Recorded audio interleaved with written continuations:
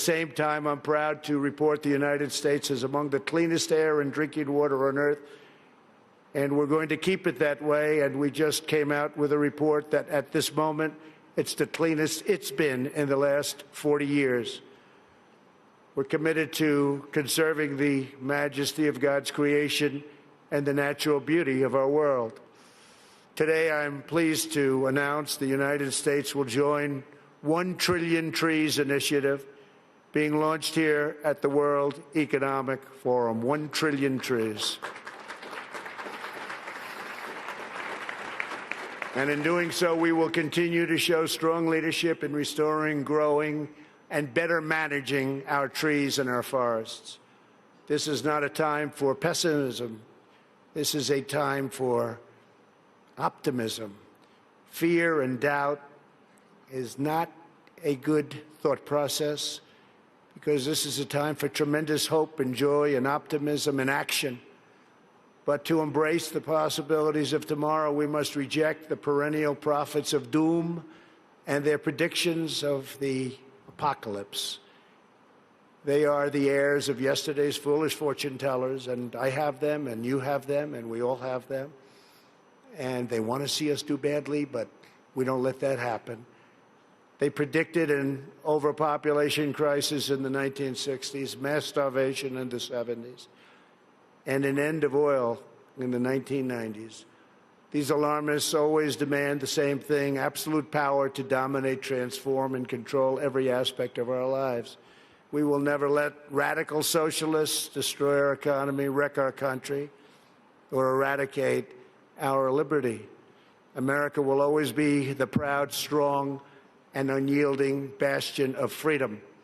In America, we understand what the pessimists refuse to see: that a growing and vibrant market economy focused on the future lifts the human spirit and excites creativity, strong enough to overcome any challenge by far.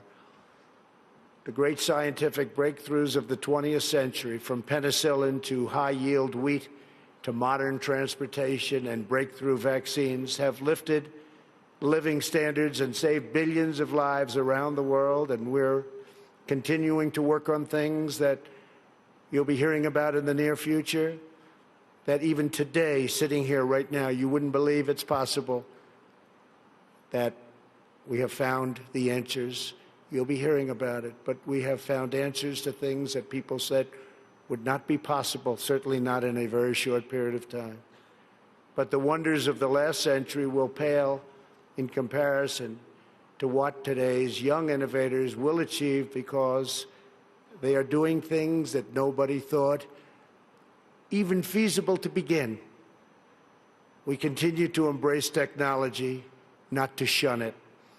When people are free to innovate, millions will live longer, happier, healthier lives. For 3 years now, America has shown the world that the path to a prosperous future begins with putting workers first, choosing growth, and freeing entrepreneurs to bring their dreams to life. For anyone who doubts what is possible in the future, we need only look at the towering achievements of the past. Only a few hundred miles from here are some of the great cities of Europe, teeming centers of commerce and culture. Each of them is full of reminders of what human drive and imagination can achieve. Centuries ago, at the time of the Renaissance, skilled craftsmen and laborers looked upwards and built the structures that still touch the human heart. To this day, some of the greatest structures in the world have been built hundreds of years ago. In Italy, the citizens once started construction on what would be a 140-year project, the Duomo of Florence. Incredible, incredible place. While the technology did not yet exist to complete their design, city fathers forged ahead anyway, certain that they would figure it out someday. These citizens of Florence did not accept limits to their high aspirations. And so the Great Dome was finally built. In France, another century-long project continues to hold such a grip on our hearts and our souls that even 800 years after its construction, when the Cathedral of Notre Dame was engulfed in flames last year, such a sad sight to watch, unbelievable sight, especially for those of us that considered it one of the great monuments and representing so many different things. The whole world grieved.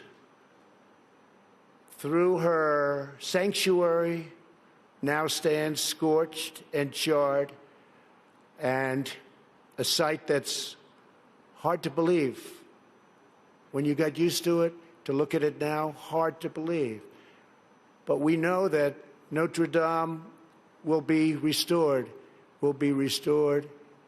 magnificently. The great bells will once again ring out for all to hear, giving glory to God and filling millions with wonder and awe. The cathedrals of Europe teach us to pursue big dreams, daring adventures, and unbridled ambitions.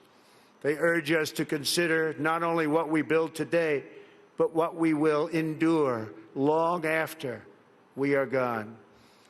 They testify to the power of ordinary people to realize extraordinary achievements when united by a grand and noble purpose. So together we must go forward with confidence, determination, and vision. We must not be timid or meek or fearful, but instead we must boldly seize the day and embrace the moment. We have so many great leaders in this room, not only business leaders, but leaders of nations. And some are doing such a fantastic job. We work together very closely. We will draw strength from the glories of the past, and we will make greatness our common mission for the future. Together, we will make our nations stronger, our countries safer, our culture richer, our people freer, and the world more beautiful than ever before. Above all else, we will forever be loyal to our workers, our citizens, and our families, the men and women who are the backbone of our economies, the heart of our communities, and the soul of our countries. Let us bring light to their lives one by one and empower them to light up the world. Thank you very much. God bless you. God bless your countries, and God bless America. Thank you. Thank you very much.